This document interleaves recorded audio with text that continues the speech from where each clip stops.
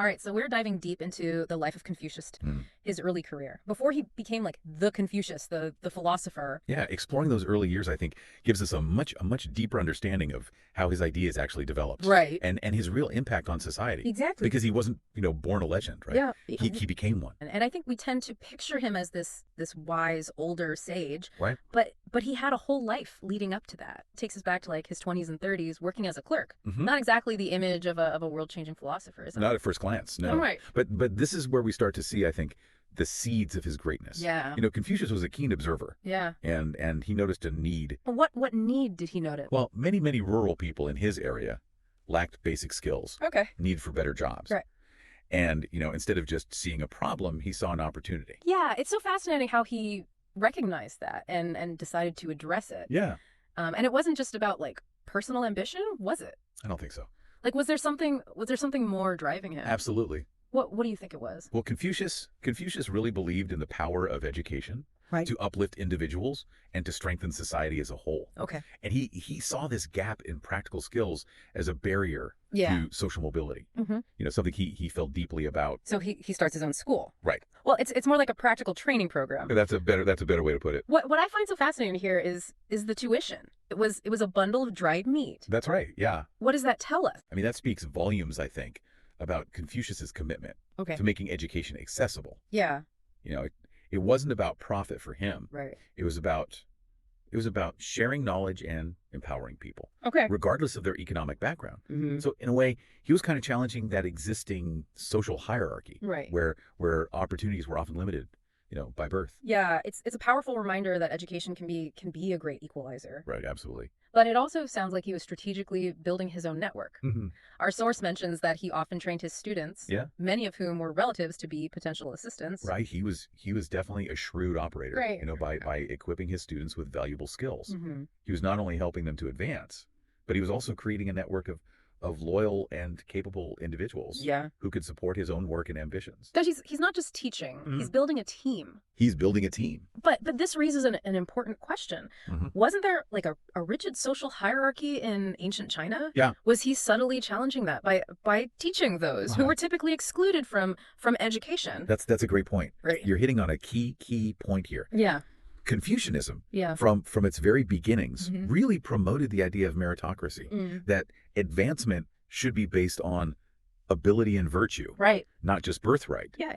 And by offering education to those who were typically overlooked, Confucius was putting this principle into action, right, planting the seeds of social change. It's amazing to see how these early experiences really shaped his philosophy and his impact on the world. Yeah. But his story doesn't end there. All this hard work and this innovation gets him noticed by a powerful nobleman. Yes. Meng Shitzi, right, head of the Meng Sun clan. This is a pivotal moment. Yeah, this is a pivotal moment. Think of it like catching the attention of a Fortune 500 CEO today. Yeah, exactly. Confucius is hired as a tutor for Meng Shitzi's sons, bringing him into the elite circles of Lu.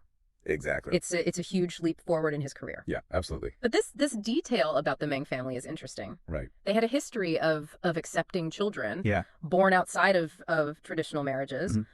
Could this have made them more open, possibly, to someone like Confucius? Yeah, that's definitely a possibility. Who didn't come from a purely aristocratic background. I mean, the Meng family's values might have aligned with Confucius's own belief in merit and individual worth, regardless of social standing. Right. It's a reminder, I think, that open-minded individuals and families can create opportunities for those who might otherwise be excluded. And from this point on, Confucius's journey takes an even more fascinating turn. That's right.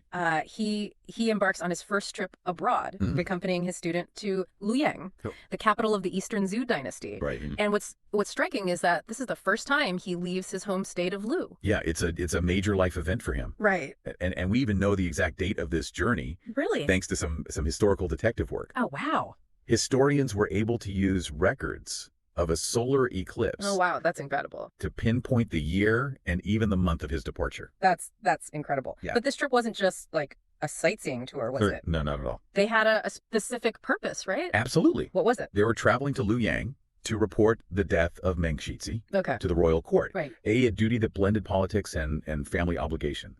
And while we don't have his, personal diary from this period, we can imagine the impact this journey must have had on him. Yeah. I mean, Luoyang was a melting pot of culture and ideas. Right. A far cry from his home in Luoyang. It's as if he's stepping onto a larger stage, encountering new perspectives and challenges. And what's fascinating is that he doesn't return from this journey empty-handed. No, he doesn't. Yeah. He receives from the Meng family his very first carriage. Yeah, this wasn't just a mode of transportation. This was a symbol of status. Yeah. And mobility in ancient China. Right. Imagine the feeling of getting your first car today. Right, exactly. This carriage represented a significant step up in the world for Confucius. It's easy to get caught up in the excitement of the carriage, but I think it's worth pausing here to consider what it really represents. Right. It's not just about material possessions, is it? Like what does this gift symbolize for Confucius's journey? Yeah, you're absolutely right. The carriage represents his growing influence. Right. His expanding network and the opportunities that are opening up to him as he ventures beyond his familiar surroundings. Right. It's a physical manifestation, I think, of his upward trajectory. Yeah. In a way.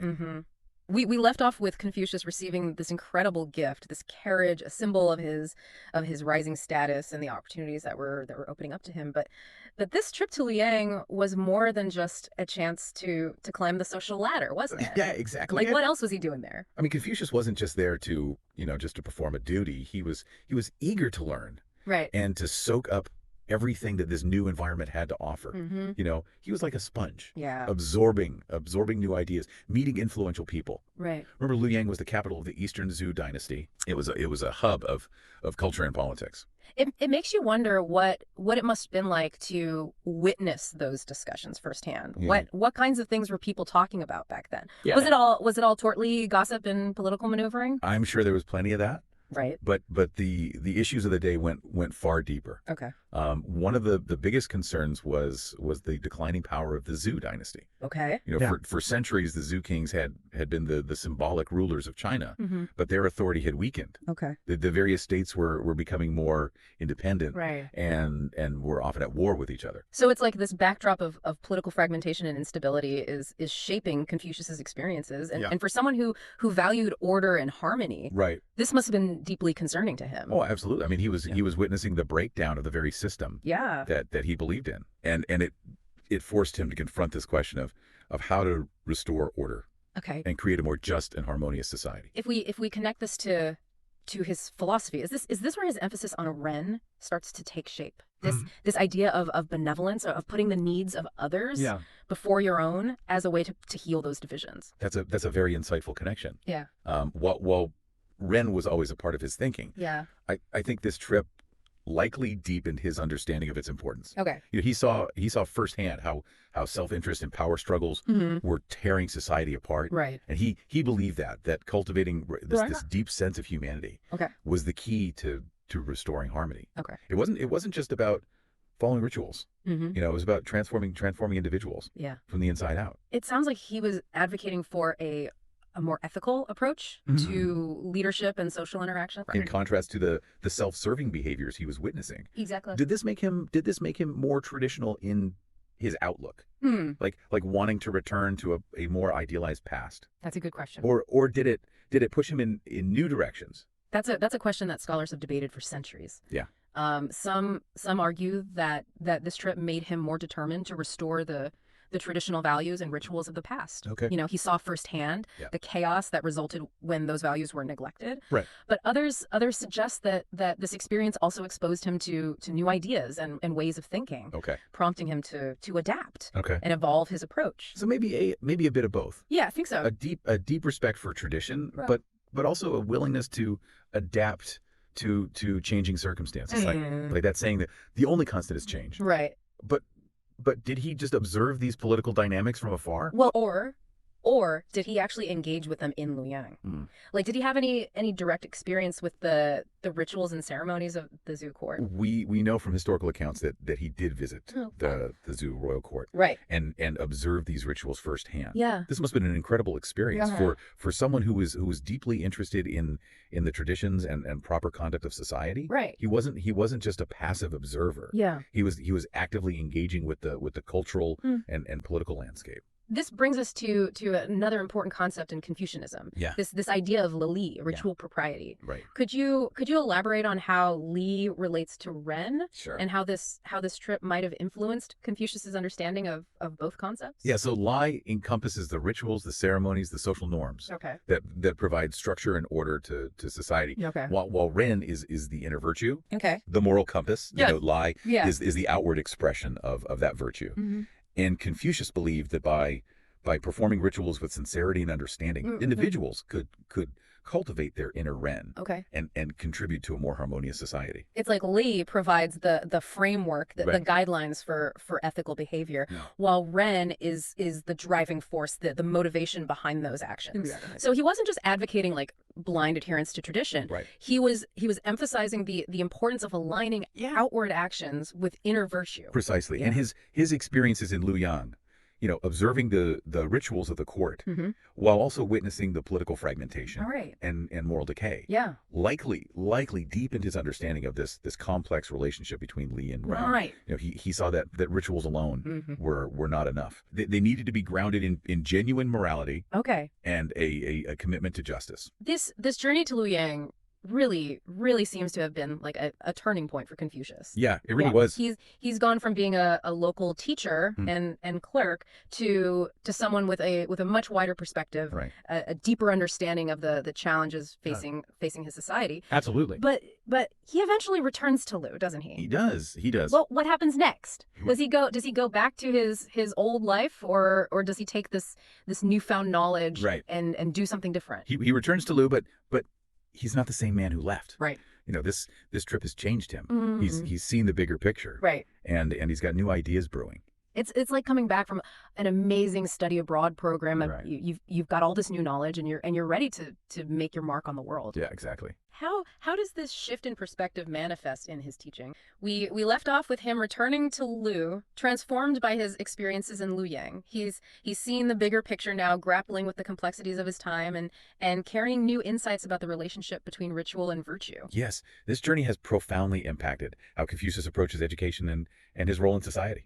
He returns to teaching, but with a renewed sense of purpose. So it's not just back to business as usual. What's different about his teaching now? Does he have like a new curriculum, or is it more about like a shift in emphasis? It's both. He still teaches those practical skills, reading, writing, accounting, but there's a greater emphasis on moral development. Okay. This is where his concept of Ren, translated as benevolence or humanity, really takes center stage. This wasn't just like some abstract philosophical concept, was it? How did he actually teach Ren? Did he have like a 10 steps to benevolence program? He wasn't about giving, easy answers or step-by-step instructions. Right. Instead, he encouraged his students to cultivate Ren through self-reflection, studying ancient texts, observing virtuous role models, and engaging in ethical conduct in their daily lives. Okay. It was about integrating this ideal into every aspect of their being. So he was emphasizing a holistic approach to education, nurturing both the mind and the heart. And it wasn't just about personal growth, was it? He saw this as essential for creating a better society. That's the key point.